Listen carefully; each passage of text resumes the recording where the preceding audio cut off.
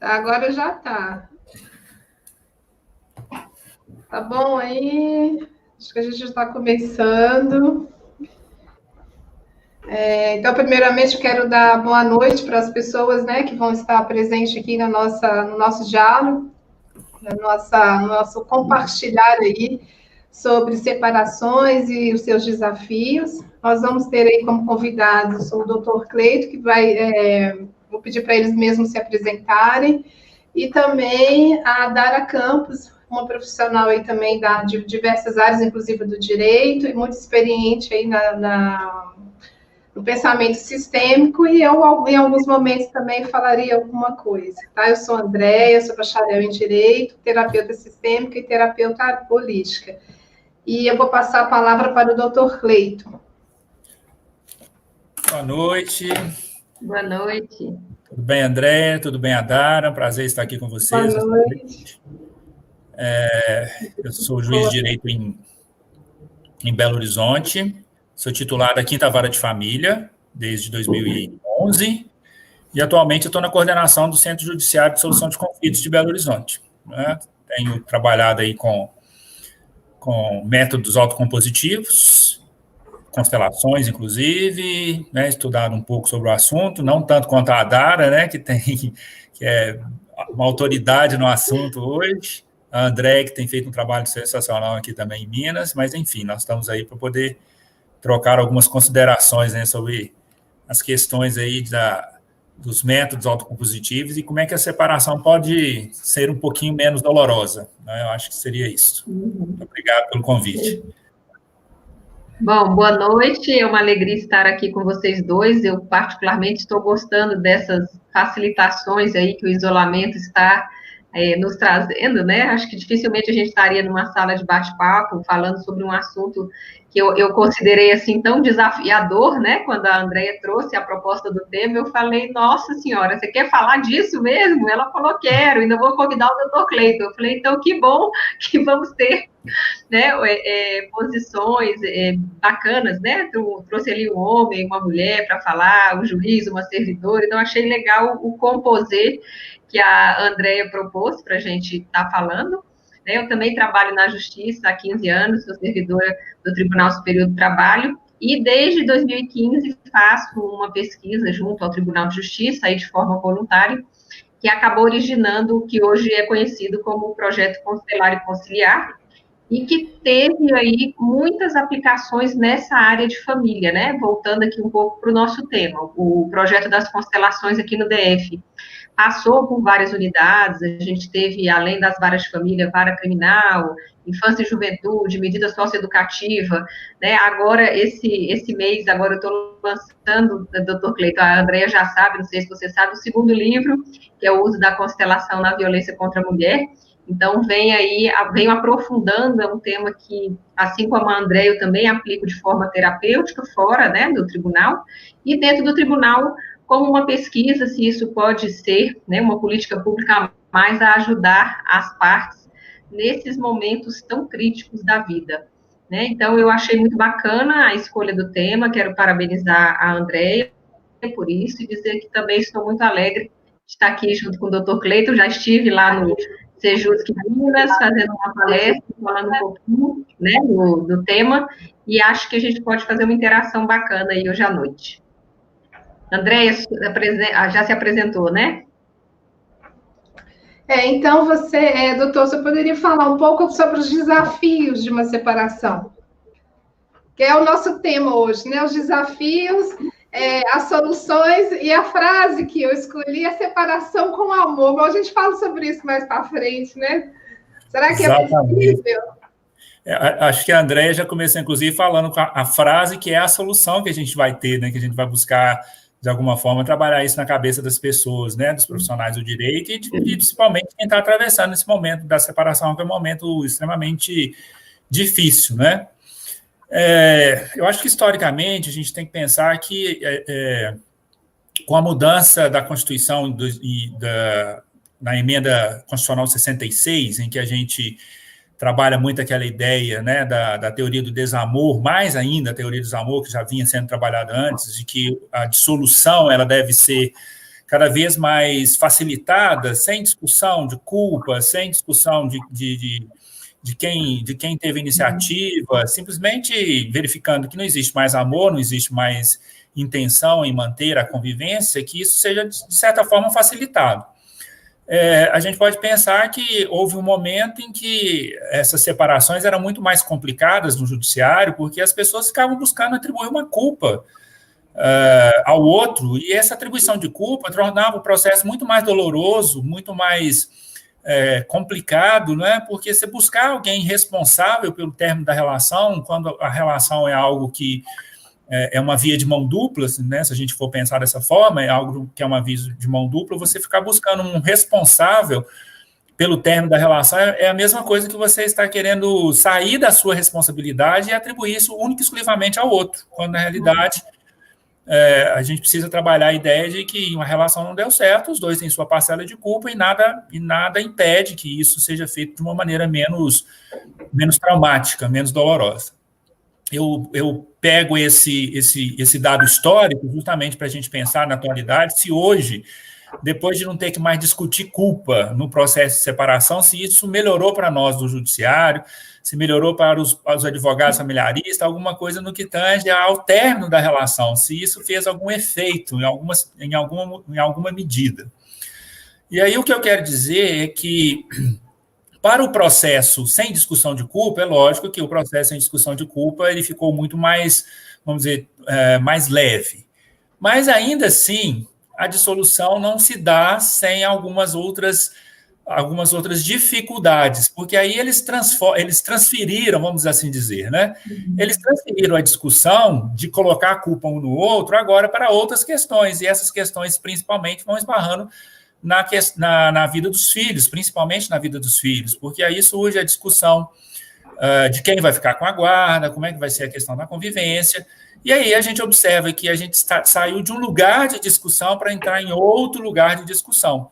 Porque antes, quando você discutia a culpa, provou a culpa, se é que tinha essa culpa, né, já tinha as consequências decorrentes dessa culpa, né, perda patrimonial, a perda da guarda em algumas circunstâncias, enfim, já era, vamos dizer, consecutários da simples prova da culpa. Mas, na atualidade, como você não tem que mais discutir a culpa, nem provar quem foi responsável por isso, eles deslocam a briga para outro fato, para outro vetor, né, vamos assim dizer. E essa outra briga, ela continua sendo uma outra briga desgastante, porque eles continuam buscando de alguma forma, né, os casais continuam buscando de alguma forma criar alguma dificuldade no término da relação, buscar algum tipo de discussão, e essa discussão acabou esbarrando mais na questão dos filhos, dos alimentos e também na partilha de bens, não é? Então, o que me parece neste momento?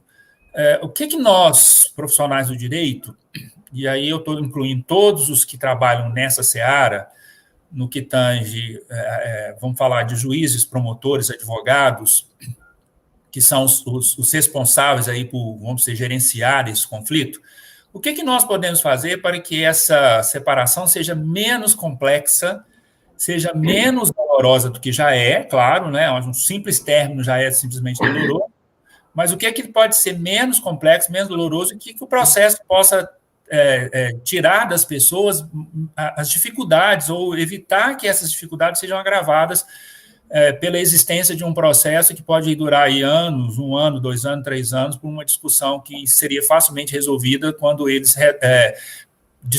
percebem que a responsabilidade é muito mais dele do que nossa, né? Eu tenho uma dificuldade assim, quando as pessoas chegam na sala de audiência esperando que eu tenha uma solução, vamos dizer, mágica para o problema deles, né?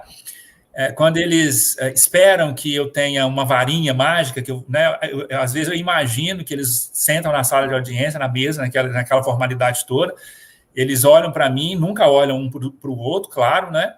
Olham para mim e esperam que eu abra minha gaveta, tire a varinha, bata na cabeça de um, bata na cabeça do outro, e os problemas estariam resolvidos, né? E, infelizmente, talvez vamos dizer, judiciário, né, eu representando aqui um poder, né, de dar uma sentença que possivelmente ou teoricamente as pessoas acreditam que vai acabar o conflito, eu sou justamente o último responsável por acabar esse conflito e o que é pior, não consigo acabar esse conflito se eles efetivamente não quiserem. Então, buscar soluções, eu acredito que nesse histórico que eu comecei, que eu levantei, a gente tem, de alguma forma, que trabalhar os profissionais que gostam dessa área, né, porque é uma área extremamente sensível e precisa de ter uma postura mais, vamos dizer, mais conciliadora, né, uma postura mais vamos dizer, de mais parcimônia, mais tranquilidade, para evitar que esse conflito cada vez se agrave mais. Então, eu acho que essa discussão é muito interessante e, para os profissionais do direito, a gente pode aqui dar alguns, sei lá, não queria nem chamar de conselho, nem de dica, nem nada, não, mas um momento de reflexão, né? Vamos falar dessa forma. Um momento de reflexão para que as pessoas possam entender, de alguma forma, que a responsabilidade pode ser, de alguma forma, trabalhada, diferentemente trabalhada, não é? Sem esperar que esse terceiro, que é o juiz do caso, que vai julgar o processo, possa efetivamente ter essa solução, porque ele efetivamente não tem. Tem uma citação de uma juíza francesa, chama Danielle Ganance, eu gosto muito de citar ela nas minhas falas, nas minhas palestras, nas minhas aulas, porque ela fala que, nessa citação dela, não sei se vou conseguir reprisar exatamente as palavras, mas ela fala nessa citação dela que as pessoas esperam que o julgamento tenha esse poder da magia, né? Que o juiz é um deus ex machina, super pai, que vai ditar as soluções, né, para as suas vidas, né?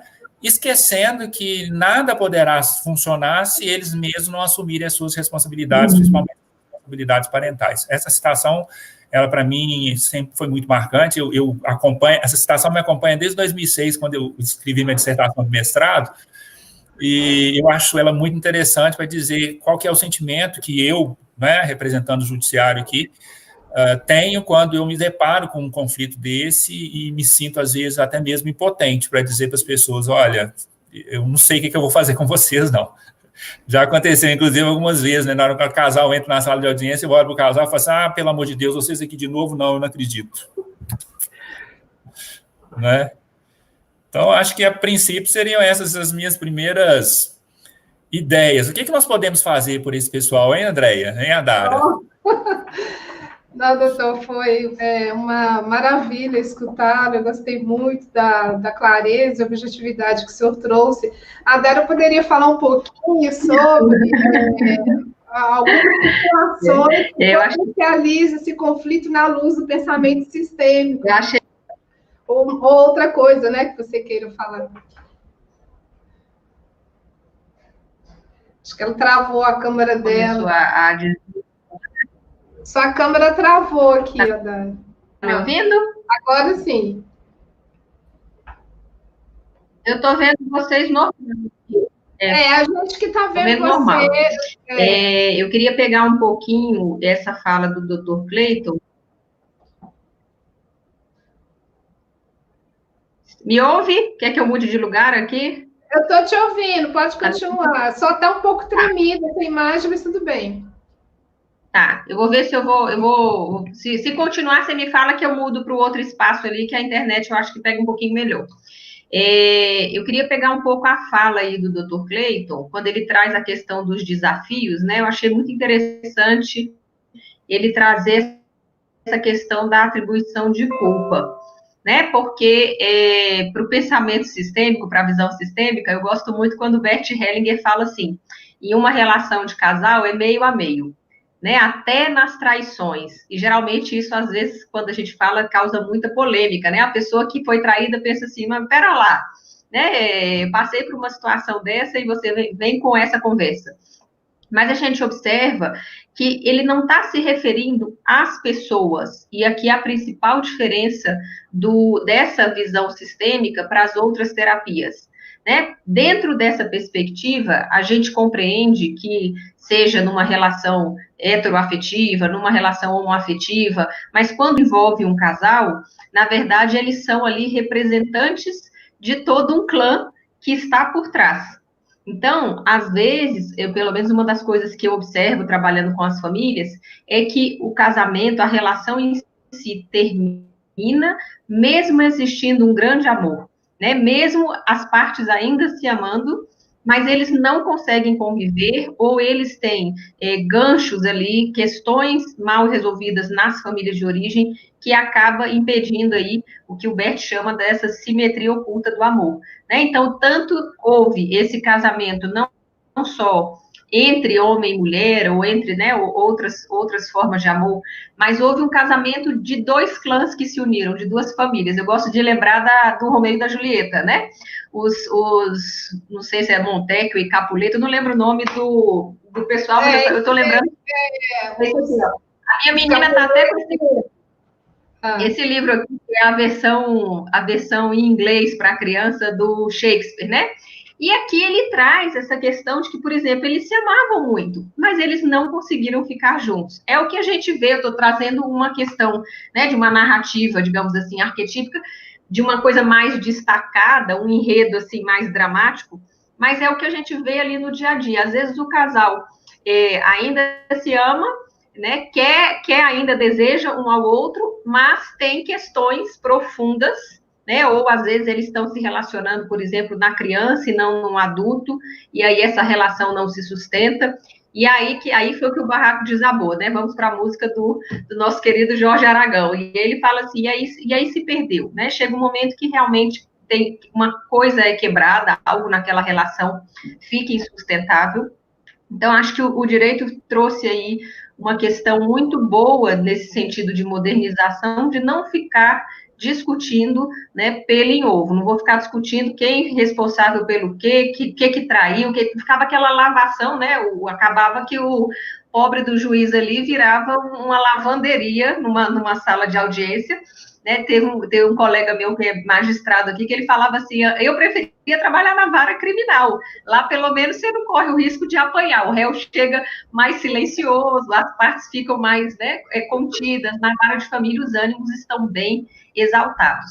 Então, a gente observa que muitos casais, para conseguir separar, parece que eles precisam destruir a imagem do outro dentro deles mesmo, e aí começa realmente um desrespeito nas relações, que é quem acaba pagando as contas, é o que a gente também vê na terapia sistêmica, acaba sendo muitas vezes os filhos.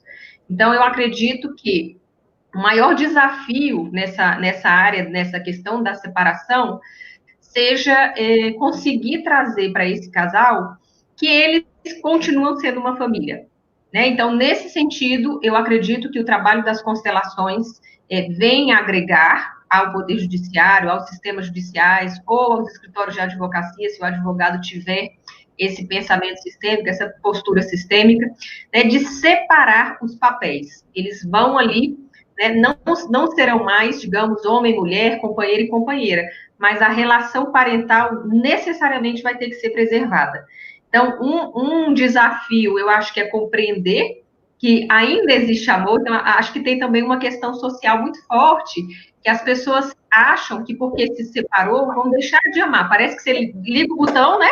A partir de agora, né? Então, eu acho que essa perspectiva que o Dr. Clayton trouxe, de que as partes entram, né, esperando ali um salvador, a gente vê também um pouco aqui o triângulo dramático nas audiências. Eles entram, um quer se colocar como perpetrador, o outro como vítima, e o juiz é convidado, é seduzido a ocupar o lugar de salvador. Então, acho muito bacana quando ele coloca, né, essa questão de, eu devolvo para vocês, né, vocês criaram um problema, como que será a solução? Então, a solução, né, o nome da palestra, Desafios e Solução, esse já é um desafio, a solução é voltar a decisão a quem tem o poder da decisão. Claro que em alguns momentos, né, o judiciário vai ter que bater o martelo mesmo, que é onde eu vejo na questão que tem principalmente discussão de pensão alimentícia, que parece que ali é onde nunca tem consenso. Sempre tem uma matemática que não fecha nessa questão, até por uma confusão, às vezes, de papel do filho, com o genitor ou genitora. Mas em relação à questão da culpa, eu acho que avançamos, foi muito bacana ele ter trazido isso, e essa questão de, já apontando para a solução, que é remeter as partes, né, que uma decisão, a separação é uma decisão do casal, mas, né, o que eu acho que a constelação pode ajudar e contribuir é essa percepção de que continuarão sendo família, essa percepção de que ainda existe, né? Então, o amor continua. Há claro, uma mudança desse amor. Por exemplo, não vou mais amar a pessoa como homem ou como mulher, mas aquela pessoa fez parte da minha vida. Então, o reconhecimento das ordens do amor.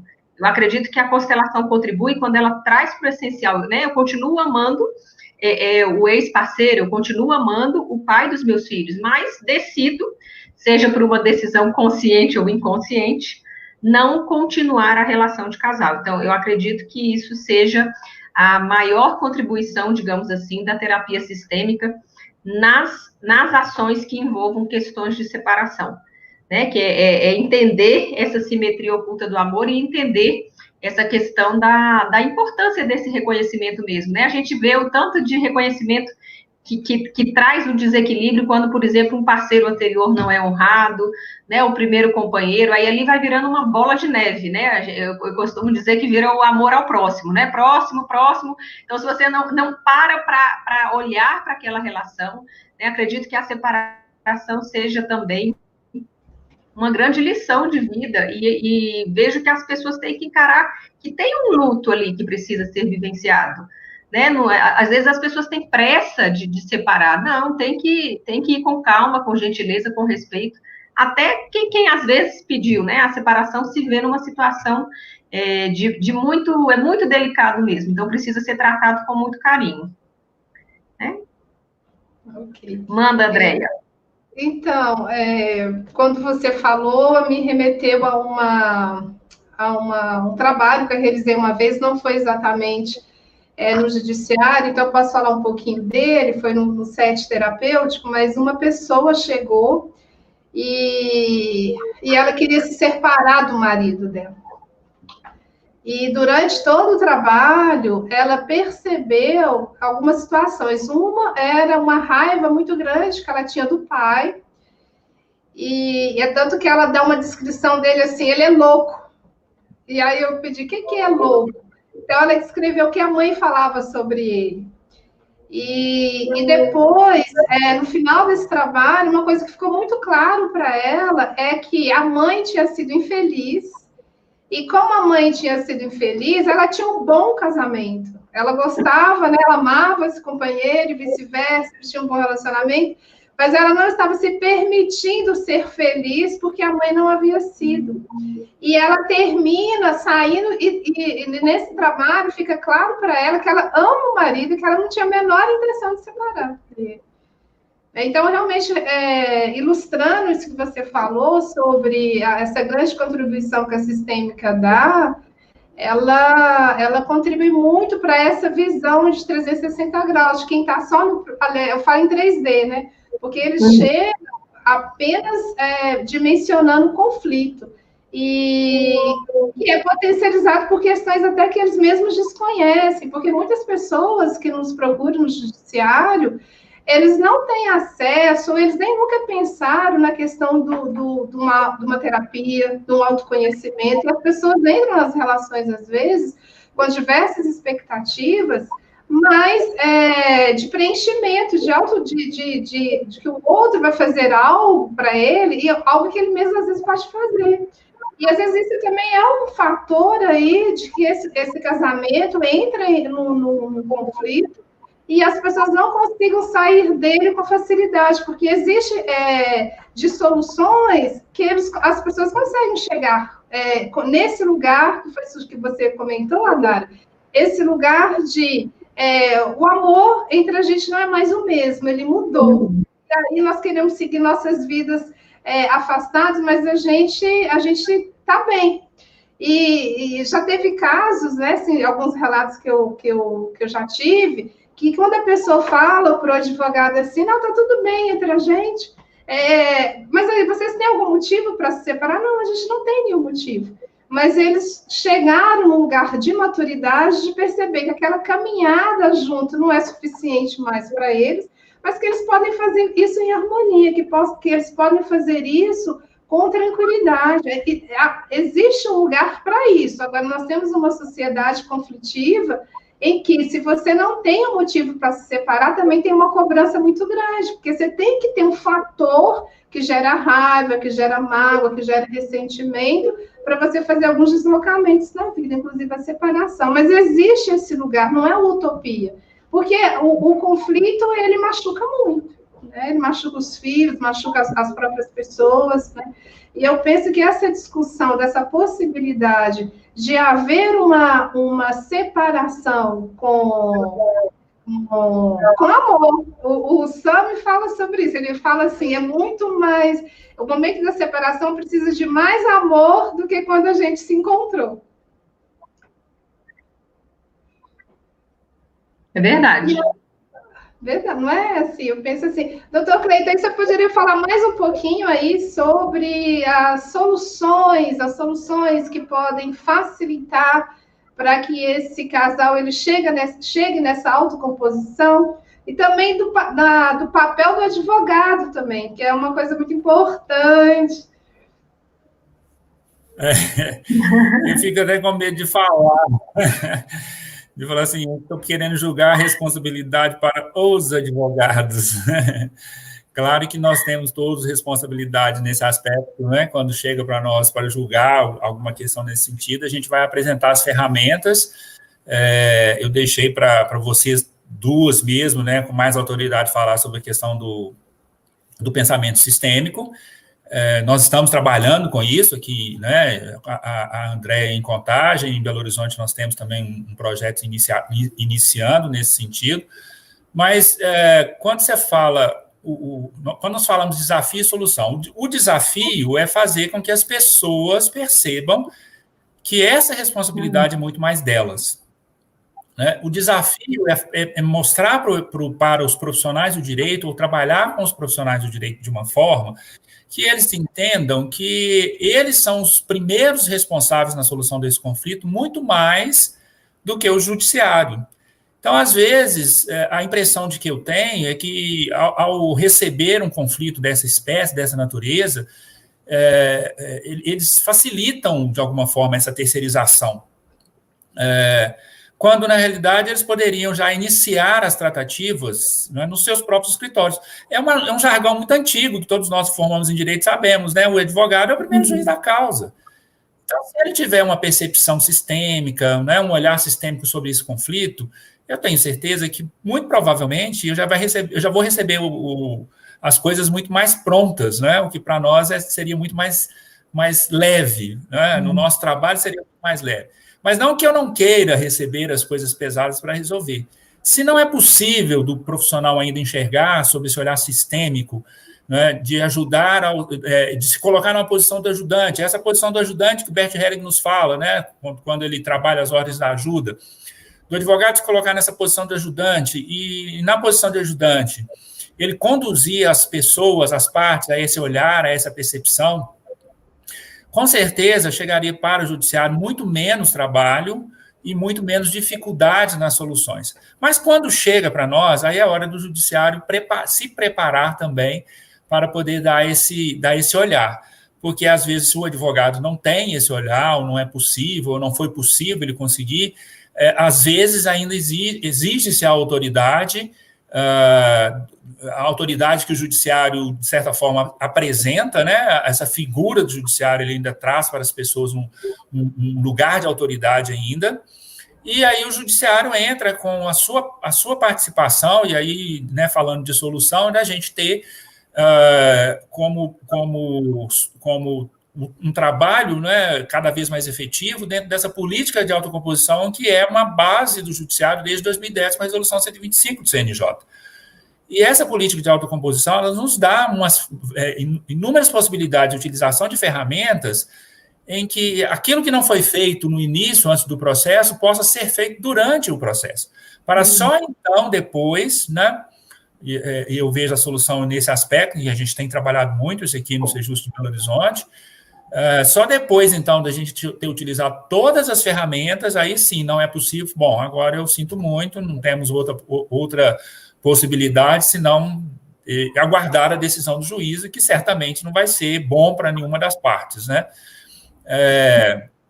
E aí, dentro dessas ferramentas que a Resolução 125 nos proporciona, né, nós precisamos necessariamente destacar a mediação, precisamos destacar a iniciativa das oficinas de parentalidade, e hoje os trabalhos e os projetos com as constelações sistêmicas, né? Que a partir da iniciativa do SAMI lá na Bahia, acabou virando uma pandemia, uma pandemia do judiciário brasileiro. A pandemia do bem, né? Bem, claro, né? Mas assim, eu quero dizer no sentido de que se espalhou positivamente por todo o Brasil, nessa expectativa de que a gente tenha esse olhar sistêmico e a gente possa usar isso como solução para esses casos.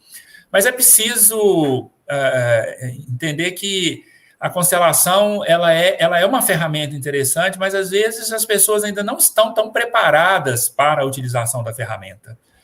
Eu acho que o maior desafio, então, a gente vai no desafio e volta na solução, vai na solução e volta no desafio. O maior desafio, então, é que a ferramenta, a constelação, ela possa ser bem trabalhada com os profissionais. Eu acho que antes de aplicar as constelações nos casais que chegam nos procurando, aplicar a constelação no profissional, porque se o profissional tiver uma postura adequada, ele sabe como fazer isso, né? Eu sempre falo, quando eu tenho a oportunidade de falar de constelações, que eu fui buscar a formação em constelação sistêmica depois de ouvir da experiência desse juiz, né, do Sam Storr, que a gente tem que respeitar muito a iniciativa dele. Eu fui falar assim, já que ele aprendeu a constelação e tá usando com sucesso, eu também quero aprender. A ideia inicial, logicamente, é essa, né? Eu também quero isso para mim. Quem é que não quer uma ferramenta que resolve o processo em praticamente 100% de acordo, né? Aí eu fui para a constelação para poder imaginar, assim, vou aprender uma técnica para usar no povo lá no fórum, né? E eu sempre falo assim, gente, a surpresa maior é que a constelação não é para aplicar no povo, não é? Ela é para aplicar em nós. E a partir do momento que a gente assume uma postura sistêmica, né, dentro da fala do próprio Bert, dentro daquilo que a gente consegue compreender, que a postura adequada do ajudante, com esse olhar sistêmico, ele tende muito mais a olhar os sistemas de uma maneira mais ampla, facilitará muito mais o trabalho de todos. E aí, às vezes, as partes não estão tão preparadas para entenderem a dinâmica de que é muito mais lógica do set terapêutico e esperar muito mais a solução do judiciário, mas aí a gente já apresentar para eles, olha, o que nós temos aqui para vocês é isso. Eu tenho tido muita oportunidade quando a gente está numa sessão de conciliação e que o conciliador me chama para eu poder fazer alguma intervenção, porque é a coisa mais interessante, né? O conciliador, ele já falou tudo aquilo que eu já treinei eles para falar, e a fala deles é idêntica à minha fala, mas só que quando eles falam, o sentimento, não, isso aqui nós não vamos aceitar, não, nós não queremos saber de mediação, nós não queremos ir para a oficina de parentalidade. Aí o conciliador falou, doutor, acho melhor você ir lá na sala, que é um caso sério de mediação, é um caso para a oficina e as pessoas, as partes, os advogados estão resistindo a isso. E aí eu chego e falo a mesma coisa que o conciliador, falo, não, tá bom, então nós vamos, né?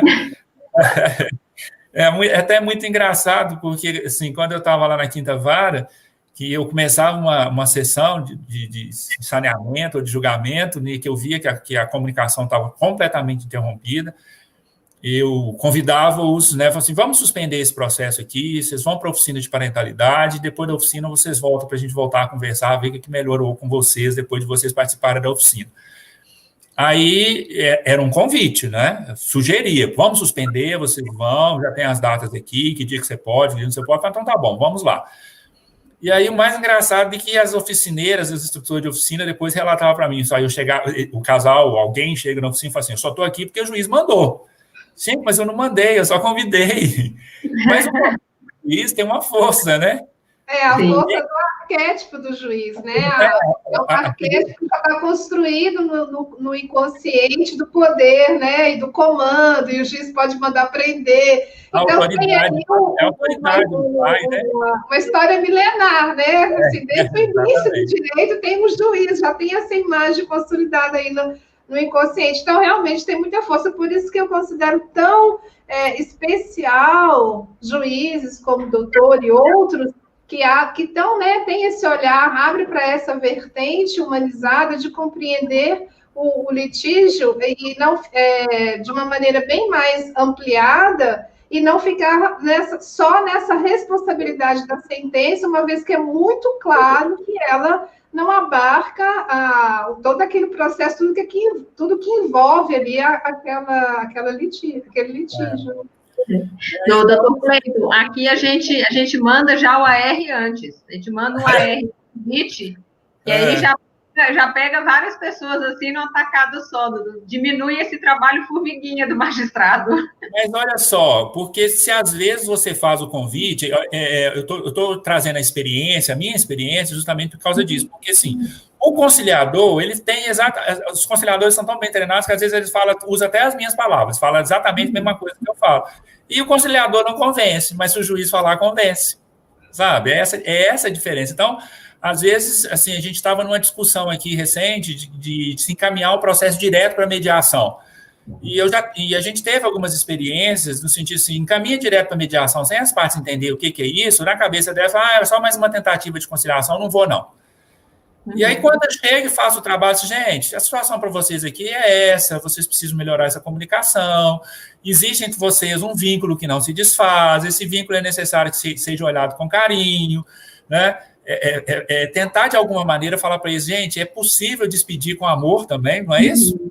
É possível despedir com amor. Então, se você simplesmente manda a cartinha, ele recebe a cartinha e fala assim, não vou lá nesse negócio, não vou perder meu tempo, não, eu vou esperar a sentença do juiz. Mas aí, quando o juiz vira e fala para eles, olha, eu acho mais fácil vocês usarem essa ferramenta aqui do que você entregar isso na mão de um terceiro que você não conhece e não sabe como é que vai ser essa decisão. Essa decisão é muito mais sua do que dele, não é? E deixa para ele resolver se vocês não conseguirem. Então, é uma das falas que eu trago para os casais, nesse momento, para dizer para eles o seguinte, olha, aqui no Sejusc é o momento da gente conseguir, de a gente tentar isso. Nós temos várias ferramentas para auxiliá-los. Vocês podem participar da mediação, da oficina de paz, das constelações, né? Nós temos ferramentas. E é o momento para tentar. Agora, se vocês não quiserem tentar, vocês estão entregando de novo, vou devolver o processo para o juiz de vocês e deixa aguentar a solução, né? Aí vocês aguardem a solução nesse sentido. Então, para eles, às vezes, é muito mais caloroso esse convite, sabe, Adara? Porque eles sentem, o juiz se preocupou comigo de alguma forma também, né? O juiz me ouviu, o juiz me convenceu de que para mim era o melhor, e às vezes eu percebo que essa fala tem um lugar muito especial para eles, né? Às vezes é necessário a gente chegar. Aqui a gente faz a oficina de constelação e aí vai para a mediação. Então, eles têm... É invertido, né? Aí vocês começam com a mediação e depois dirige para a oficina de constelação, seria isso. Aqui a gente faz o caminho inverso, né? Começa com a constelação e depois encaminha para a mediação. E até a magistrada fala assim, nossa, aqui o povo só quer fazer oficina de círculo, né? Mesa de mediação, depois que a parte já veio com o trabalho da constelação, porque parece que ela vem mais disposta a ouvir na mesa de mediação. Mas uma coisa que eu achei bacana, porque o doutor trouxe as 3 oficinas aí como possibilidades de solução, como ferramentas, como recursos, né? E pegando assim, por que a gente usa? Eu vejo que algumas pessoas às vezes ficam assim, não é só uma ferramenta, não é só um recurso, não é minimizando a importância e o trabalho da constelação, né? Na verdade, a gente sabe que a constelação é uma terapia, né, familiar, que pode ser utilizada aí não só nesse ambiente familiar, como também no organizacional e no institucional. Mas dentro do Poder Judiciário, eu super concordo com essa fala que o senhor colocou, né? A mediação, as oficinas de parentalidade, são caminhos, são ferramentas que podem ser utilizadas na construção dessa solução. né? E por que que, na verdade, elas são caminhos? Porque o que a gente está falando aqui de solução, é o que eu acho que todas elas trazem muito. Essa questão que a gente falou do reconhecimento das ordens do amor, então a parte, na verdade, vai ter um espaço de fala e de escuta, né? Por exemplo, eu já participei de mediações e eu vi depois eu já participei como mediadora e como parte, né? Já fui para uma mesa de mediação e eu fiquei muito feliz quando eu vi assim, o resultado, porque, nossa, esse trem funciona mesmo, porque ali num espaço de fala que tem um terceiro imparcial, que vai ajudar a botar ordem, né? Porque senão, se tiver, por exemplo, só o casal falando, um começa a falar, o outro começa a falar, e aí ninguém se entende, ninguém se escuta, fica aquela pressa. E a gente sabe que tem muitas memórias que atuam nessas relações, que nem a Andrea falou, né? A mulher está trazendo uma fala que era que a mãe fazia para o pai. Então, além do conflito entre casal, tem memórias atuando. Então, quando tem um terceiro imparcial, seja o mediador, seja o constelador, seja quem está conduzindo, o facilitador da oficina de parentalidade, ele vai dar um break ali nas partes, vai dar uma pausa. Então, uma parte vai falar, a outra vai ouvir, e o que eu acho principal é que vai ser falado dessa dor. Porque enquanto essa dor estiver atuando e isso não for falado, né, eu gosto muito da expressão da Anne Ancelan, quando ela fala que essas memórias, os segredos das famílias, as histórias, elas viram como se fossem fantasmas na família, ficam rondando ali, né? A pessoa fica com aquele entalado, fica com aquele sentimento preso. Então, ter alguém para ouvir e a outra parte também estar disposta a ouvir, a gente percebe que faz uma construção de um diálogo que vai ser possível fazer o que a Andrea chama aí de uma separação amorosa, né? Não quer dizer que ela não vá ter conflitos, discussões, desentendimentos, discordâncias de ponto de vista, o que eu acho também importante as partes entenderem, né? Tem pessoas que pensam assim, eu amo ele ou eu amo ela, então a gente não vai brigar, a gente não vai se desentender. Isso é um delírio total. A gente sabe que numa relação sempre vai ter discordâncias de opinião, sempre vai ter pontos de vista diferentes. Eu gosto muito daquele filme do Alguém Tem que Ceder. Eu não lembro o nome do autor, mas tem uma parte que ele fala para a mulher, olha, minha querida, alguém tem que ceder. Então, assim, uma hora a gente sabe que a relação não vou usar a palavra barganha, mas tem uma questão que o Bert usa, a questão do equilíbrio, né, entre o dar e receber. Então, uma hora você vai dar, outra hora o outro vai receber, uma hora você vai ter que ceder, não tem para onde escapar. Então, acaba que nessa mesa de mediação, a gente faz de novo esse exercício, né? Sendo que seria um exercício conclusivo, digamos, para fazer o encerramento dessa relação, a gente vai precisar exercitar essas sessões, essas concessões, né? Ou aquilo que eu acho que é importante também na fala das partes, fica muito claro o que às vezes é o limite ali da relação, o limite para a parte. Né? Tem mãe que às vezes fala, olha, eu gostaria que a guarda ficasse comigo, ou o pai fala, não, eu gostaria que fosse compartilhado. Então, ali vai ser colocado o que é importante para cada um. Né? Então, nesse sentido, e muitas vezes, por conta da relação já estar caminhando, digamos assim, para o fim, muitas vezes as pessoas começam a não se ouvir mesmo. Então, ter esses recursos são caminhos para a solução.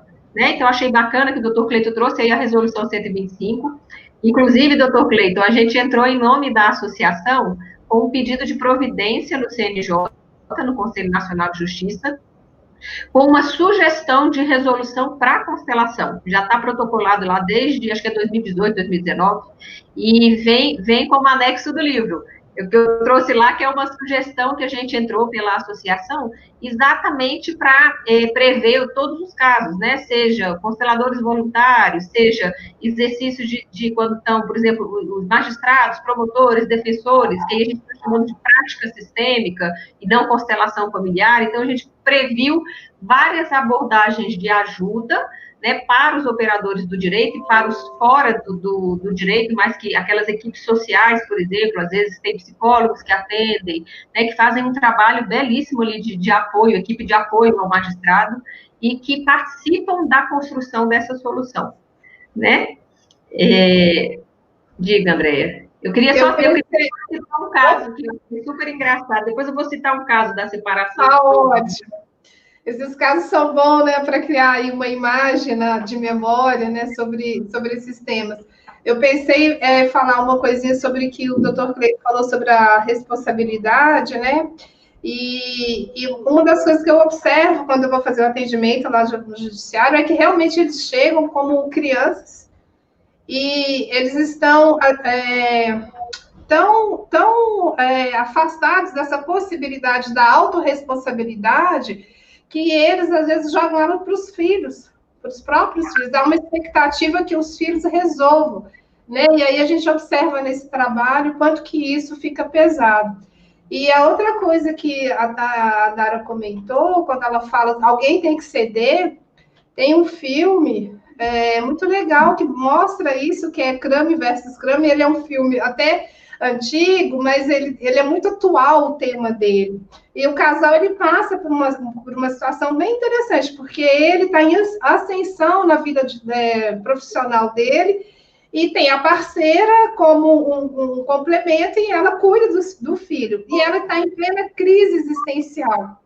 E toda vez que ela tenta falar com ele não está disponível, porque ele está nesse processo, né, de vida, e até que chega um momento que ela não dá conta e ela o abandona, e ela deixa o filho. E um tempo depois ela retorna e aí ele vai passar por uma série de dificuldades, muitas dificuldades, mas ele acaba se alinhando com o filho, e a gente vê essa redescoberta dele do lar, da vida, da relação dele com o filho. E ela retorna exatamente nesse momento, e ela quer a guarda do filho. E a princípio, a justiça vai realmente olhar essa questão da mãe e vai devolver para a mãe. E aí, quando o advogado, para eles estão conversando, e quando ele tem a primeira sentença não, a primeira fala lá que ele realmente não poderia continuar, ele perde na primeira ação. E o advogado falou assim, nós podemos fazer de um jeito, mas Billy vai sofrer. Então, quando ele escuta isso, ele volta atrás, ele deixa. E aí a sentença é que o filho deles, ela ganha a causa e vai ficar com ele. E aí acontece uma coisa maravilhosa, porque aí ela sente esse amor que brotou entre os dois, e ela fala assim, eu não consigo separar vocês. E aí ela devolve para ele a guarda. Então, ele cedeu, ela cedeu, e nisso daí a gente vê um grande amor, e a gente se emociona muito, porque a gente vê um amor na separação. E tem uma cena lá que quando logo que ela foi embora, ele está guardando todos os pertences dela, e ele guarda uma foto dela na caixa. E um tempo depois, eles têm uma briguinha, ele e o filho, e quando ele abre a gaveta, ele vê essa foto da mãe dele. Então, ele tira e coloca, visível. E aí, isso me remete a quando o Bert fala sobre esse lugar de dar um respeito, né? Porque aí ele fala para o filho, assim, naquele simples gesto, ele fala assim, ela é a sua mãe, e você pode continuar amando a sua mãe. Então, a partir daquele dia... E o filho pergunta assim, você vai embora? A mamãe foi embora por minha culpa? E ele fala, não. Ele fala assim, entre eu e a sua mãe teve aí algumas complicações, mas ela ama você e eu amo você. Então, é esse lugar mesmo que a Constelação propicia, de dar um lugar de respeito para os ex-companheiros, porque a repercussão de uma separação, ela é muito pesada, porque tem a separação como solução, mas a repercussão vai ser aquilo que o doutor nomeou, vai ter repercussão patrimonial, repercussão na família, financeira, vai gastar com advogado, com os amigos, então vão ter novos conflitos, novas situações difíceis para se enfrentar. Uhum. Nós temos uma pergunta aqui, doutor Cleiton, para o senhor, da Rita Diniz. A pergunta dela é: como está o posicionamento do tribunal sobre a aplicação das constelações no Poder Judiciário? Ela não pôs de Minas, mas acho que ela está querendo falar de Minas, né? Eu posso falar de Minas, né?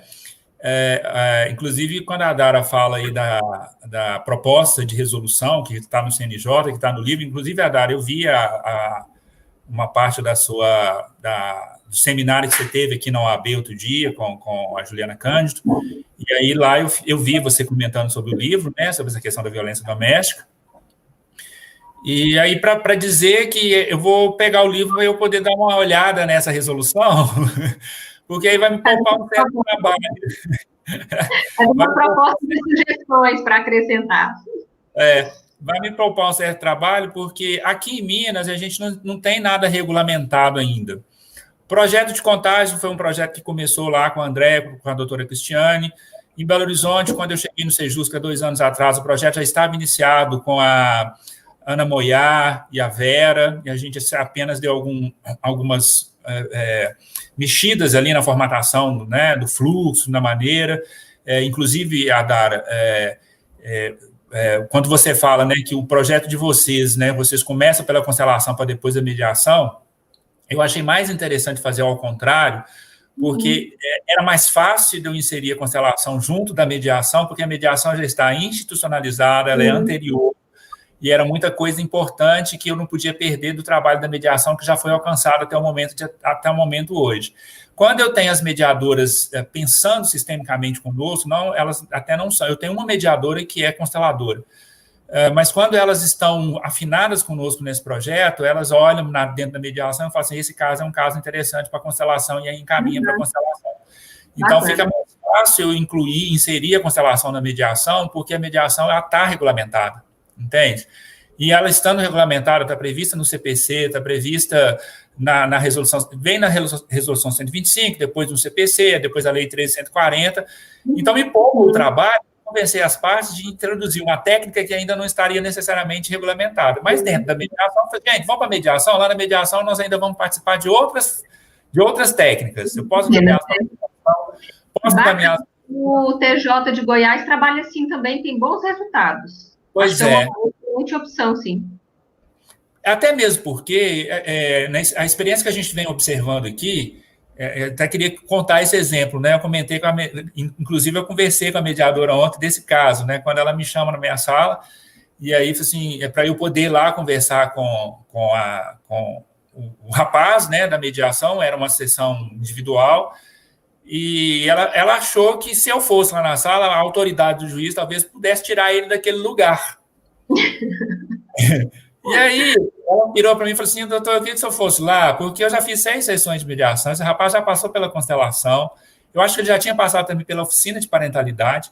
Aí vamos lá, entrei na sala dela, sentei, né, conversei com ela. Aí eu sempre conto essa história, né, acho que a André já deve até ter ouvido eu falar isso. Aí, assim, 30 segundos de conversa com o rapaz, eu vi que ele não tinha saído do lugar depois de todas as técnicas possíveis que nós tínhamos utilizado com ele. Eu saí, aí eu ouvi um pouquinho, né, rapidamente, aí saí da sala, falei com a mediadora, falei assim, olha, pode encerrar, porque esse rapaz precisa da sentença. E é importante a gente observar que tem pessoas que ainda não estão preparadas e precisam realmente da sentença, que quando a gente fala do direito sistêmico, uma das conclusões possíveis se as partes não estão preparadas para isso, a gente tem que respeitar ainda o direito tradicional, a gente tem que voltar para a sentença mesmo, porque ele ainda não consegue pensar, né, do ponto de vista que a gente tentou levar para um novo lugar que a gente tentou levar. Então, eu acho interessante essa proposta de aproveitar a mediação justamente por causa disso. Mas falando na resposta que me perguntaram aí sobre como é que anda essa regulamentação aqui no Tribunal de Minas, eu estou com essa proposta de regulamentação já desde a gestão passada da terceira vice-presidência, que é a responsável pela gestão dessa política, do NUPEMEC, né? Mas, assim, eu estou bem cautelosamente, bem mineiramente, vamos dizer assim, né, Adara? Bem mineiramente, aguardando o andamento e verificando o formato do projeto, de que maneira que isso pode acontecer. A gente sabe que tem projetos funcionando muito bem, como esse do Espírito Santo, como do próprio SAMI na Bahia, em Goiás, em Goiânia, parece que tem alguns projetos, né, em outros estados, Mato Grosso, não sei. Então, a gente vai ter que fazer uma regulamentação em Minas, porque essa regulamentação em Minas ela não existe. Se o CNJ se antecipa e faz a regulamentação, eu preciso simplesmente me adequar à regulamentação do CNJ, ficaria muito mais fácil para eu trabalhar, né? Não que Minas não pudesse ter uma regulamentação própria, mas quando o CNJ fixa diretrizes, eu só adequo a diretriz do CNJ para eu poder trabalhar aqui. Mas nós estamos trabalhando nessa regulamentação. O novo coordenador do Nubemec, né, o desembargador Newton Teixeira, ele tem interesse nessa regulamentação, a gente já conversou sobre isso recentemente, ele vai me manter à frente do Sejusc nos próximos 2 anos, e a gente está trabalhando, e a gente vai trabalhar para que essa regulamentação ela aconteça nessa gestão. Se Deus quiser, vai acontecer isso. Mas se a do CNJ sair, vai me poupar muito trabalho, viu, Adário? Aí eu quero o livro para eu poder me inspirar na resolução, porque se a resolução que está no livro é o que o CNJ pode utilizar, então eu já sei mais ou menos para onde que eu vou caminhar. Né? A gente colocou o apêndice, a resolução como apêndice, na verdade a gente colocou o pedido de providência e a resolução, porque a gente deu entrada, mas, claro, ainda vai ter análise, manifestação das comissões, né, tem toda uma tramitação que eles vão analisar e tal, e eu acredito que agora com a pandemia deve estar tudo mais ou menos ali parado, e o pessoal está dando prioridade, claro, né, projetos que estão requerendo a questão da situação. Aqui no TJDF, a gente também deu entrada, isso tudo em nome da associação, né, querendo fortalecer mesmo esse movimento das constelações, da Associação de Consteladores. A gente deu entrada numa sugestão de portaria, né, e inclusive, nessa semana eu recebi um e-mail dizendo que por conta da pandemia estava suspenso, mas já tinha sido distribuído para o Nupemec. E tem um projeto de lei que está tramitando, que seria no intuito de provocar debates, audiências públicas, que seria de introduzir a constelação como uma pré-mediação, como um recurso facultativo, e entrando um pouco ali na resolução 125, né, trazendo essa opção a mais. E aqui também a gente teve um edital que fez só uma previsão de uma carga horária mínima para o constelador que for atuar em área jurídica, né, e que tenha um pouco de noção dessa questão, não só de constelação, como, que nem o doutor colocou, né, um pouco de noção desse sistema de soluções de conflitos que hoje o CPC traz. Então, seria aí uma regulamentação mínima, digamos, e como foi um edital do TJ, eu acredito que sirva um pouco de parâmetro, porque teve uma manifestação oficial de um órgão, né, de Tribunal de Justiça. Então, querendo ou não, acho que traz ali uma diretriz, uma baliza, pelo menos uma noção, assim, do que está vindo aí pela frente. Mas eu queria, André, acho que a gente está caminhando aí para o finalzinho da nossa live, lembrar dessa questão, até resumindo tudo isso que a gente falou, da importância que a gente trouxe de falar da dor, né, de falar do amor, de continuar se olhando como família, isso seria caminhos de solução, né, da mesma forma que a gente está falando não só de constelação, mas como de mediação, oficina de parentalidade, e a importância dos operadores trazerem essa postura sistêmica, que é esse olhar mais ampliado para essas questões familiares.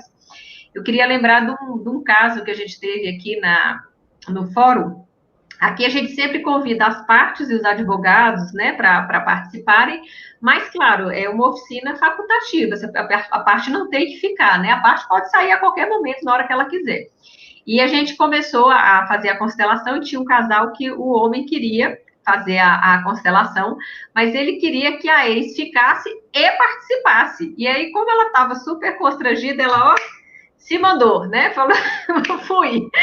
E ele ficava, ele ficava assim para mim, você tem que ir lá buscar ela. Eu falei, não, senhor, né? Cadê as ordens da ajuda? Eu falei, vai tu buscar ela, eu vou continuar aqui fazendo minha sessão de constelação.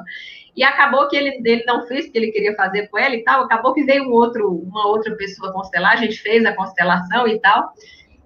Mas quando chegou no final, ele estava com aquilo ali entalado, ele queria resolver aquela questão dele naquele dia, de qualquer jeito. Aí ele levantou a mão e falou assim, agora é minha vez. E assim, geralmente a gente faz um atendimento no grupo, né? Aqui a gente faz a sessão em grupo. E aí eu falei para ele, olha, eu vou te dar uma palhinha, porque já teve a sessão, a gente tem um horário, porque a gente tem um período, né, diferente de uma sessão terapêutica. As vivências que eu faço terapêuticas fora do tribunal, a gente passa o dia todo, são 8 constelações, é outro formato. Então, no tribunal não, é cronometrado, é meia hora para apresentar o trabalho, 1 hora para fazer a constelação, encerra, todo mundo vai para casa com a data da mediação marcada e vai pensar na vida, dormir com aquele barulho, enfim. Mas aí eu falei, vamos fazer então, vou pegar uma representante para você desentalar e falar o que você queria tanto falar para essa mulher, que já tinha ido embora da sessão.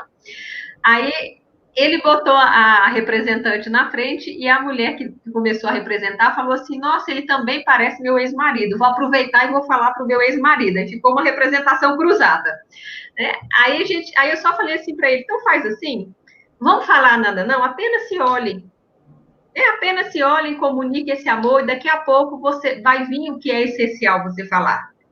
Aí eles ficaram se olhando, e a gente sente quando tem aquele momento da constelação que as partes tocam algo profundo.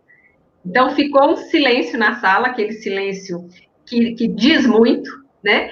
E depois de um silêncio ele falou assim, eu queria falar para ela algo que eu não sei. Aí eu sugeri uma frase, né, que a gente chama de fala sistêmica. Eu falei, então fala para ela só, né, que você sente muito por ter sido assim, né, mas obrigada, né, e eu assumo a minha parte, deixo a sua com você, algo nesse sentido. Aí, tá bom. Aí ele virou para ela e falou assim, eu amo você. De boca cheia. Ou seja, eu falei pepino e ele disse todo mundo caiu na risada. Aí eu falei, muito bem, é isso então. Aí ele falou, você que mandou falar. Eu falei, não, senhor. Não, senhor. Eu não vou falar isso. Aí eu falei, mas eu acho que você foi no essencial. Aí ele falou, era isso que faltava eu falar para ela. Que mesmo a gente separando, eu ainda amo muito você. E a moça que estava representando, a ex dele, falou assim, nossa, eu senti como se o meu ex-marido tivesse falado isso para mim, porque é a mesma coisa que eu teve a sensação de que ele passou 20 anos casado comigo e nunca conseguiu comunicar esse amor. Então, ouvir essa fala, parece que está faltando isso para a gente conseguir terminar. Né? Que é exatamente isso. Às vezes as pessoas acham que porque ainda se ama, precisa estar junto ou tem que dar um jeito de qualquer jeito. Não estou dizendo que não tem que tentar. Às vezes as partes precisam tentar, digamos assim, de novo essa relação. Mas às vezes a relação já terminou e faltou exatamente o reconhecimento desse amor, né, que foi vivenciado. E eu lembro que quando ele fez essa fala, o grupo inteiro, primeiro riu, mas depois choraram, silenciaram. Então, assim, ele falou o que o grupo inteiro precisava falar. Né? E todo mundo falou assim, nossa, esse homem me aliviou. Que era exatamente isso. Era essa fala que eu queria falar para o meu ex-marido, para a minha ex-mulher. Amo muito você, mas a relação acabou. Né? Então, eu acredito que o maior ganho da constelação no processo judicial seja exatamente isso, o reconhecimento da simetria oculta do amor. E aqui eu quero até fazer um convite, André, a gente está com um grupo de estudo desse livro, que é o livro do Bert. Simetria oculta do amor. E ele fala disso, né? O reconhecimento da simetria oculta do amor e o reconhecimento do amor. Porque muitas vezes o casal está brigando porque eles ainda precisam ter esse amor reconhecido. Né? Então, a gente fala assim, é importante que... Eu gosto muito de uma fala da tradição sufi que fala assim, você pode mentir para o mundo, mas não pode mentir para você mesmo. Né? Então, eu falo isso para a pessoa, você pode comunicar que você ama a pessoa. Né? Isso não vai ofender. Isso não vai ofender. E você não tem necessidade de ficar com a pessoa por conta disso. Você pode continuar amando a pessoa, mas em outra situação, em outro local. Então, a fala dele veio assim, nesse dia da constelação, fechou com chave de ouro. Eu lembro que ele abraçou essa mulher e falou, era isso. E depois, quando eles foram para a sessão de mediação, a magistrada me ligou e falou assim, Andara, você não vai acreditar. Falei, o que foi? Fiz aqui conversei, a gente fez a mediação, tal, não sei o quê, estamos decidindo ainda e tal, acho que até que eles chegaram mesmo a separar. Mas eles estão ali do lado do fórum, um bate-papo, no love, que você não acredita. Se abraçando, se beijando e tal, e a gente ficou, assim, muito feliz com esse resultado, né? Mesmo assim, não tivemos o número oficial, digamos, de acordo, mas a gente teve uma reconstrução desse amor. Então, é isso que eu acho que é essencial desse trabalho em ambientes institucionais, em várias famílias, e aqui trazendo para a nossa live, né, nas separações com amor, que é o reconhecimento das ordens do amor, mesmo com atrito, mesmo com a separação, mesmo com a briga aí da pensão alimentícia, mas é reconhecer tudo que foi vivenciado e que, às vezes, está tomando um caminho diverso do que primeiro foi desejado, por exemplo. Acho que é isso. Nossa, lindo o que você falou. Lá em Contagem, eu quero voltar nessa fala que a gente sentiu. Eu senti o campo, porque eu senti o amor chegando aqui. Mas lá também a constelação, inicialmente, ela é na mediação e oficina de parentalidade, depois é que vai lá para as constelações. E aí a gente tem algumas experiências como essa tão emocionante que você compartilhou com a gente.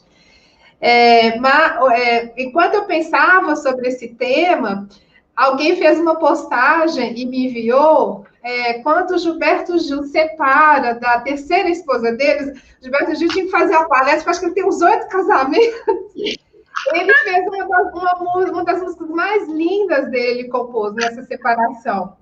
E aí, eu vou ler o trechinho aqui, gente, porque eu não gravei para falar de cor, mas olha o que fala a letra.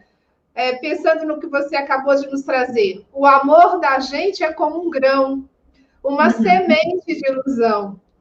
Tem que morrer para germinar, plantar em algum lugar, ressuscitar no chão. Aí ele fala, nossa, semeadura. Quem poderá fazer aquele amor morrer? Nossa, caminhadura, né? Que é uma caminhada ali no casamento. Dura caminhada. E aí ele vai falar dos filhos. Os meninos estão todos sãos, quer manter os filhos sãos, né, o mais saudáveis possível, quando esse amor, né, vira essa ilusão, e quando esse amor, ele começa a dar uma puxada.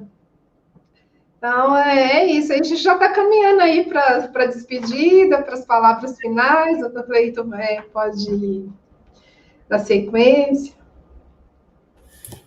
Então, solução, a gente já falou aqui, né? A gente precisa de que essas pessoas entendam que é possível despedir-se amorosamente, né? Vamos pegar mais próximo aí da fala sistêmica, dessas falas sistêmicas que vocês trouxeram. A separação ainda pode ser uma separação amorosa, né? Por mais dolorosa que ela possa ser, o casal pode fazer essa separação de forma mais amorosa. Essa é a solução. E o desafio? O desafio é que os profissionais do direito compreendam isso, né? Ou, se não podem trabalhar, encaminhem para quem possa trabalhar isso de alguma forma com esses casais, né? E eu acho que o propósito nosso, né, e algo que nós vamos caminhando para um futuro, que acho que até está bem próximo, é que todos tenham esse olhar, né, esse cuidado.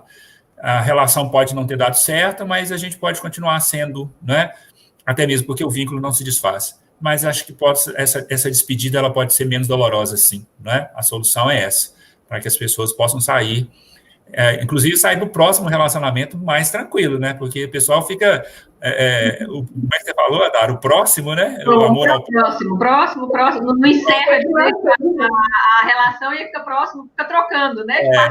De sentir a relação toda, né? Inclusive o fim. Eu já peguei um rapaz na sala de audiência que falou que já estava terminando a 4ª união estável, o 4º casamento, não sei. Eu olhei para ele e falei assim, meu filho, vai procurar ajuda, porque o problema é com você. Depois do 4º casamento, só pode ser com você, não é com elas, não tem jeito, né? Mas é isso, né? Estou muito satisfeito de ter participado desse bate-papo com vocês. Eu acho que esclarece bastante para as pessoas que nos assistem, esse casamento que a gente está fazendo aí, né, esse movimento bacana de trazer os pensamento sistêmico para nos ajudar na solução desses conflitos. Separação não é fácil, gente, e só quem gosta mesmo de trabalhar com isso é que trabalha com isso, porque não é uma coisa simples, né, do ponto de vista tanto jurídico quanto sentimental.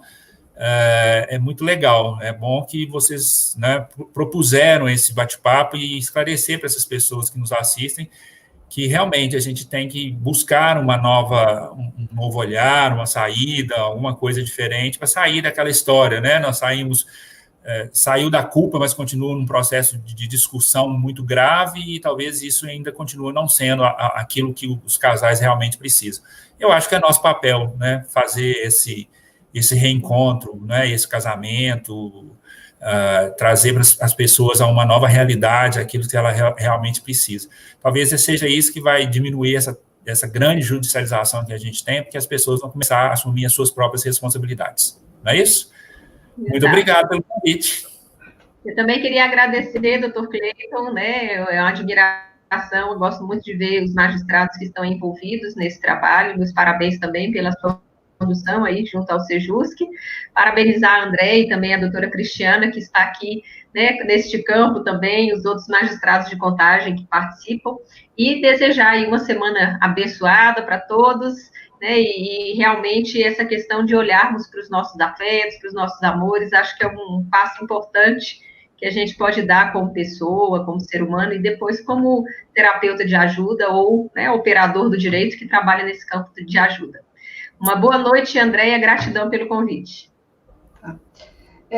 Eu digo como solução para os casais que estão nos assistindo, que estão pensando aí em se separarem, que eles busquem recursos de ajuda antes de chegar na judicialização, né, que existem outros caminhos antes desse desfecho.